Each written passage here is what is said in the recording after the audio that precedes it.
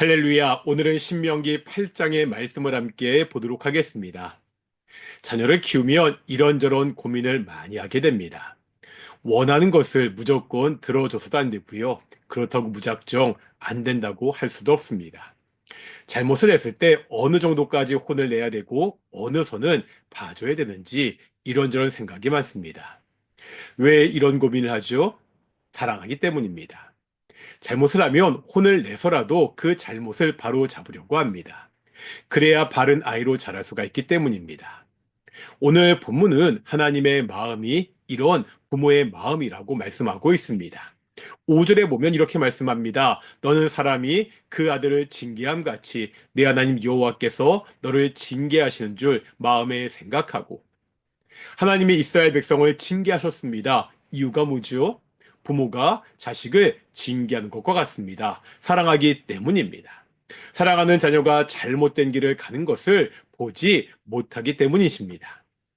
이스라엘 백성에게 광야 40년의 시간이 바로 이런 시간이었습니다.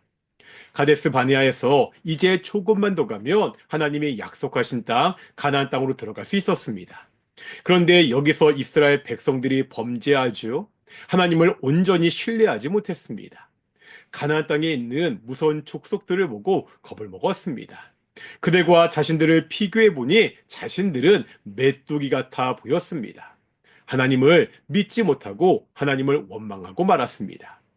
하나님은 이러한 이스라엘 백성을 징계하셔서 40년 광야에서 있게 하십니다. 이 광야 40년이 이스라엘 백성들에게는 잘못해서 돌이켜 바른 길로 갈 수 있는 훈련의 시간입니다. 이스라엘 백성은 광야 40년을 통해서 철저히 하나님을 신뢰하며 사는 것을 배워야 됩니다. 이것을 잘 보여주는 사건이 만나 사건입니다. 광야는 황량한 곳이잖아요. 이런 곳에서 이스라엘 백성이 어떻게 살 수 있지요? 스스로 힘으로는 살 수가 없습니다. 애굽에서 자신들의 힘으로 나오지 못했던 것 같이 광야에서도 마찬가지입니다. 오직 방법은 하나입니다. 하나님이 공급하셔야 됩니다. 하나님은요, 이스라엘 백성에게 만나를 주셨습니다. 만나는요, 백성들의 힘으로 얻은 것이 아닙니다. 이것을 통해 사람이 떡으로만 사는 것이 아니라 하나님의 말씀으로 사는 줄을 알게 하셨습니다. 뿐만 아닙니다. 4절에 보면 이스라엘 백성은요, 광야 40년 동안 의복도 헤어지지 않았습니다. 발도 부르트지 않았습니다. 40년은요, 참 긴 세월이잖아요. 이 긴 세월 광야에서는 이불 옷을 짓기 위해 옷감을 구하는 것도 쉽지 않습니다. 하나님은요, 이런 것까지 세심하게 신경 쓰셔서 백성들이 광야에서 살 수 있도록 하셨습니다. 광야는 아무것도 없는 곳입니다.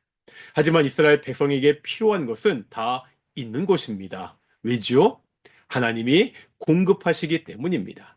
광야 40년의 시간을 통해서 이런 것을 배운 이스라엘 백성들이 이제 해야 할 일은 하나입니다.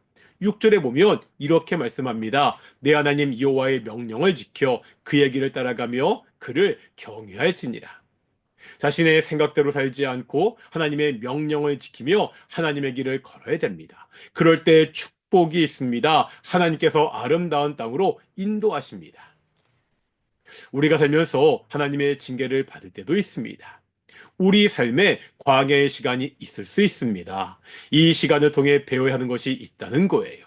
하나님의 공급하심과 인도하십니다. 오직 하나님을 의지하면서 사는 법입니다. 광야의 시간을 지나 하나님이 인도하시는 아름다운 땅에 거하는 귀한 성도들이 되시기를 소망합니다. 기도하시겠습니다. 사랑과 은혜가 충만하신 아버지 하나님, 부모가 자녀를 사랑하듯이 우리를 사랑하신 아버지 하나님 정말로 감사드립니다. 때로 우리가 광야의 길을 걸을 때야도 우리에게 모든 것을 공급하시고 인도하심을 정말로 감사드립니다.